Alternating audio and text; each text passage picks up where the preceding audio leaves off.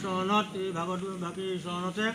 এই দুইটা চুবুৰীৰ এই সেৱকসকল আহি সেৱাভাগী দিছে তেওঁসকলে যি অন্তৰত সদ্ভাৱ লৈ সেৱা দিছে সম্পূৰ্ণ সদ্ভাৱ সংসিদ্ধি হওক আৰু গৃহে উন্নতি সাধন হওক অপায় আমল উদ্যোগীন দূৰতে বিদ্ৰোহ হওক যি স্থানত আছে যি কৰ্মত আছে কৰ্মতে উন্নতি সাধন হোৱাৰ লগতে ইয়াত তাৰমানে ঠাই দি ইহকাল প্ৰকল্পবোৰ চৰণ সবেদন বঞ্চিত নকৰাইহে প্ৰাৰ্থনা